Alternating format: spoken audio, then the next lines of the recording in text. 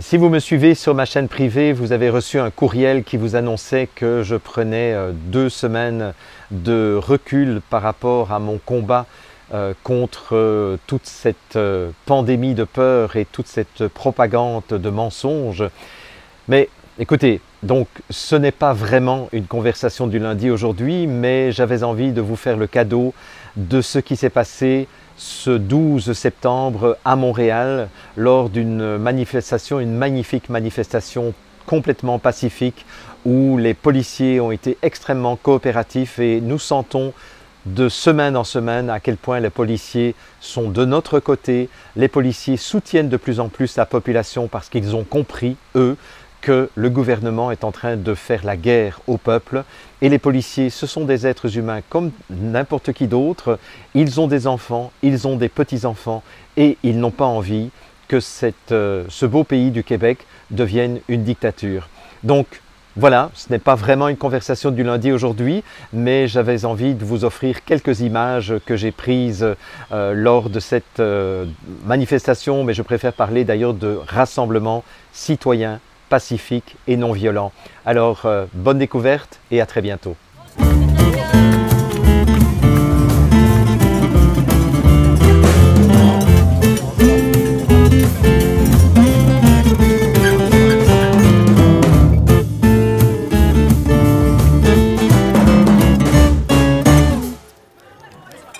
Je sais pas du tout ce que je filme.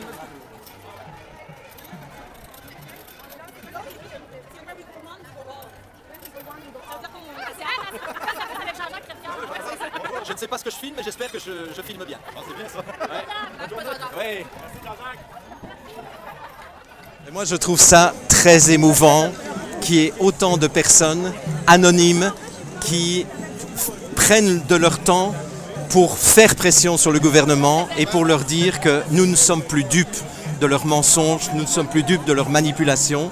Et pour moi, c'est ça qui va nous faire gagner. Ce ne sont pas les démarches juridiques, ce ne sont pas les démarches violentes non plus, ce sont vraiment les démarches pacifiques comme aujourd'hui, ensoleillées en plus. Et plus on restera pacifique et digne face à cette indignité et cette illégitimité, plus nous aurons des chances de gagner. Ça, c'est mon message aujourd'hui. Oui.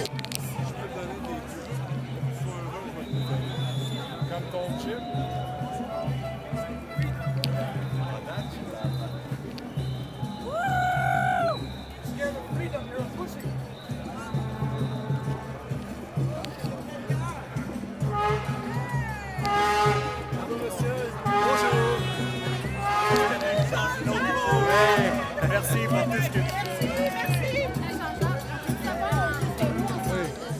fais. Tu as souvent des beaux messages, simples, efficaces.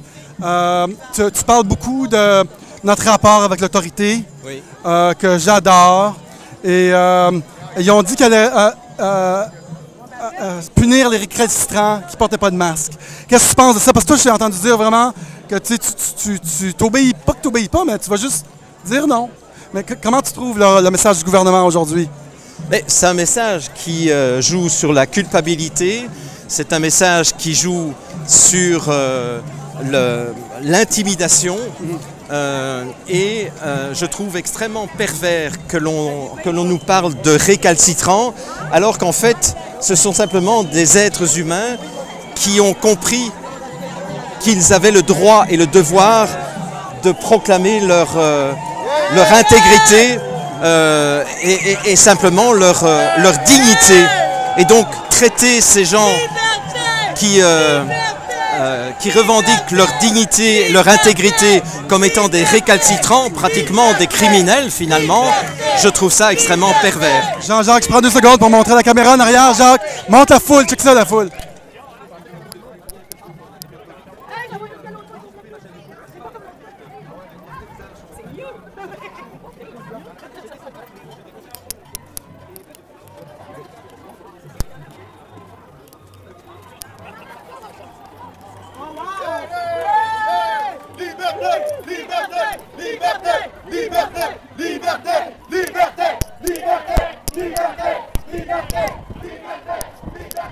Vraiment qu'on n'est pas n'importe qui, parfait.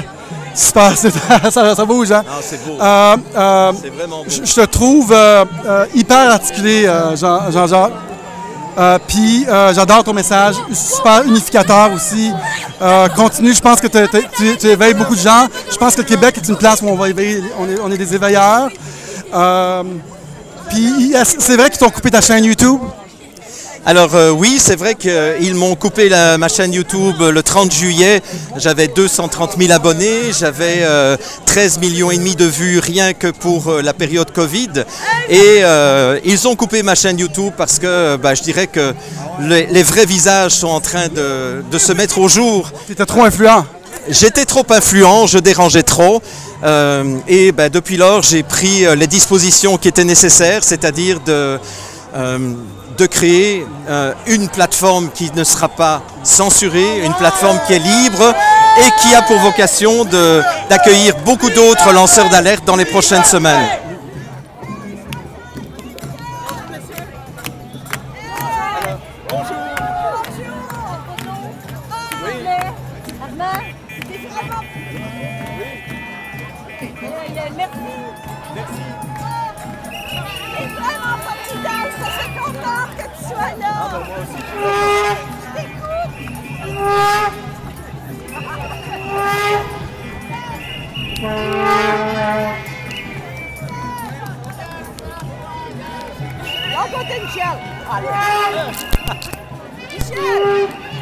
Tes vidéos sont partagées par milliers, centaines de milliers. Puis c'est des gens qui les partagent pour toi encore. Puis je trouve que ça représente bien l'époque où on est, c'est qu'ils ne sont pas capables de nous taire à cause de l'Internet. Puis je pense que c'est pour ça qu'on peut pas comparer cette époque-là à aucune autre époque. Puis ton message est à point, puis merci pour ton travail.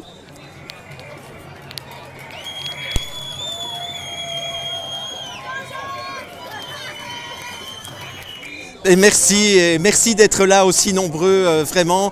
Et surtout, ne lâchez pas parce qu'ils ne passeront pas. Ça, c'est évident. Je pense qu'ils ont déjà perdu la bataille de l'information.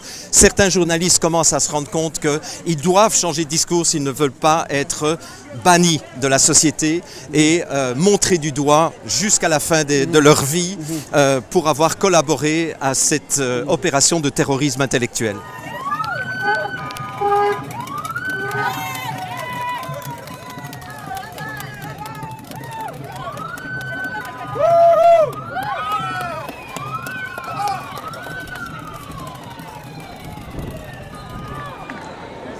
Merci d'être là de plus en plus nombreux. Je pense que nous sommes 200 pour l'instant d'après TVA.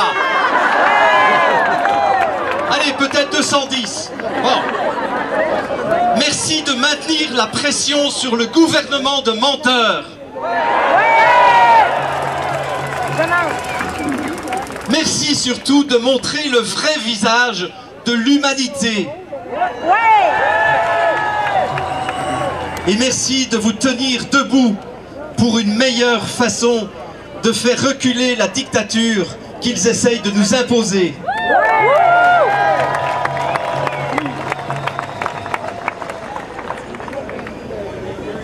J'ai consulté les chiffres de l'Institut national de la santé publique du Québec ce matin.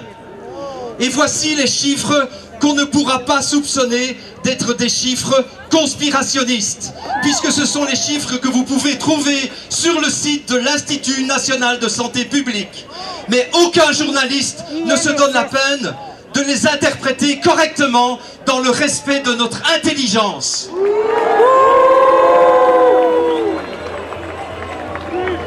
Sur 64 000 cas positifs confirmés, 57 000 sont rétablis sans traitement, sans vaccin, sans rien du tout. Ça veut dire 89% de la population.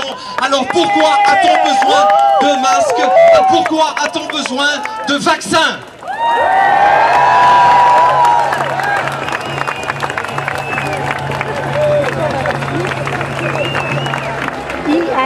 Sur 5774 décès depuis le début de cette pseudo-pandémie, 91,5% avaient plus de 70 ans.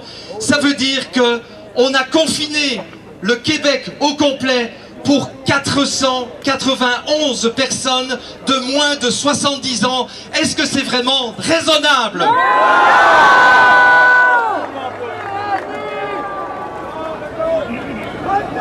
Et je n'ai pas peur de dire que Legault est un menteur lorsqu'il nous dit que la situation devient préoccupante.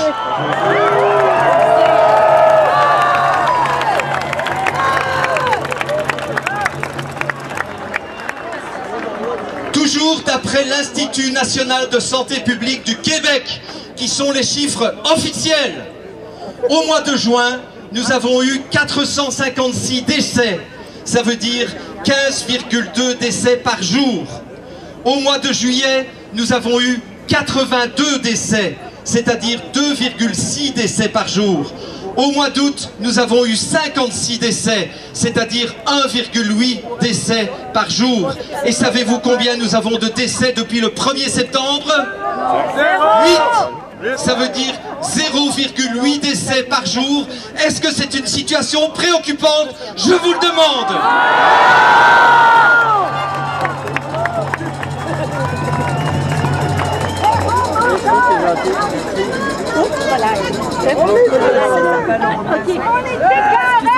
En préparant cette allocution, j'ai repensé à Victor Hugo, qui s'est rendu célèbre pour son fameux « J'accuse ». J'accuse Justin Trudeau et François Legault d'avoir vendu le Canada et le Québec au lobby mondialiste.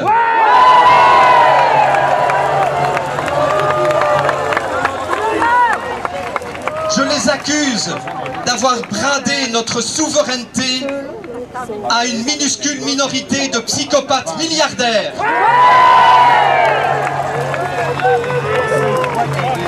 Je les accuse d'avoir dilapidé notre argent pour faire des cadeaux aux grosses compagnies qui flanquent leurs bénéfices dans des paradis fiscaux. Je les accuse d'avoir imposé une discrimination en décidant de façon arbitraire ce qui était essentiel et de ce qui n'était pas essentiel. J'accuse M. Legault de faire appel explicitement à la délation entre les citoyens.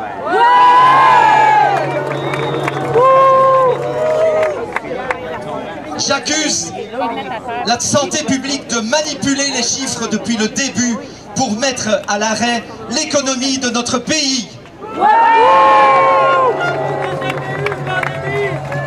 J'accuse les médias de terrorisme intellectuel.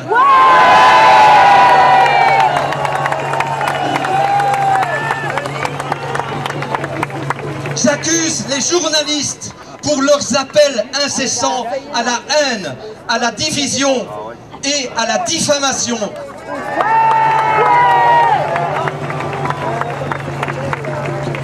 Et d'ailleurs, il y a un seul point sur lequel je serai d'accord avec M. Mario Dumont, c'est de rouvrir Gagnon pour qu'ils aillent se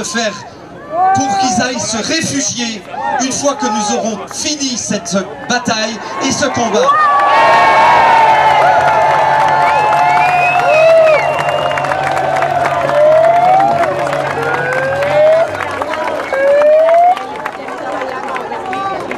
J'accuse Horacio Arruda, que je n'appelle plus docteur parce que je pense qu'il a oublié depuis longtemps ce qu'il a appris dans les facultés de médecine.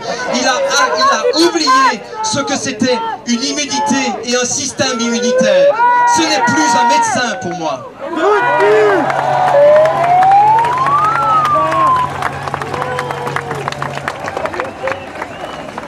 J'accuse M.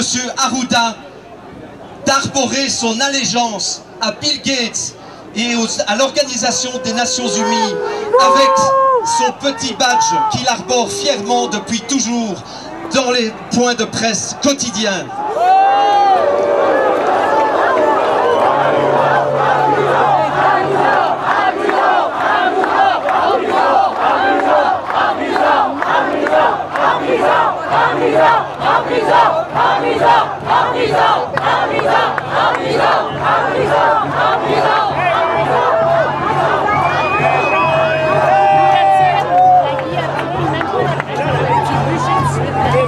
J'accuse les parlementaires pratiquement au complet de s'être tus et de s'être rendus complices de cette pseudo-pandémie et de cette mise à sac de l'économie du Québec, mais aussi de la dignité des Québécois et des Québécoises.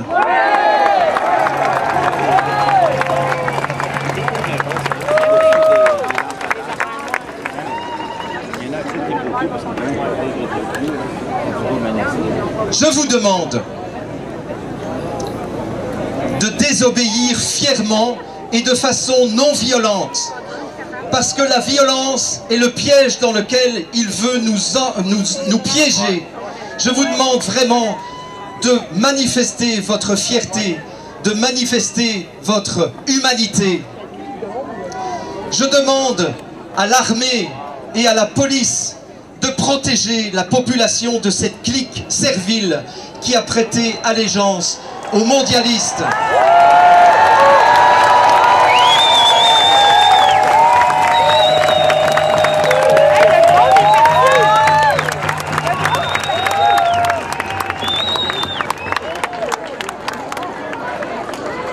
Je demande au lieutenant-gouverneur du Québec de proclamer la destitution de ce gouvernement illégitime.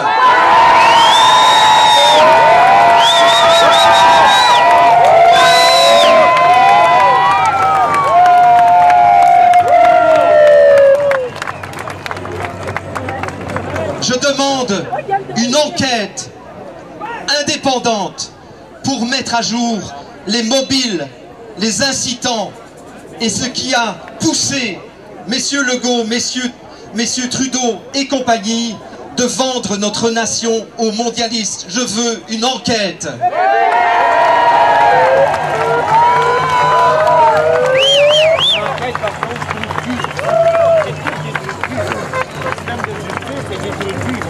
Je demande aux entrepreneurs et aux commerçants d'arrêter de faire le boulot de surveillance policière que le gouvernement leur a demandé. Ce n'est pas votre travail de faire la police pour vos clients.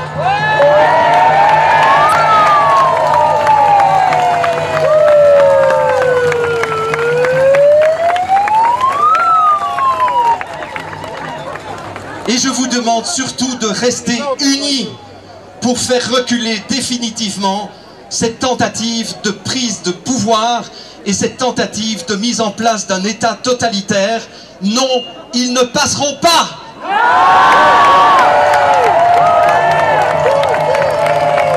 Merci Jean-Jacques Lefka.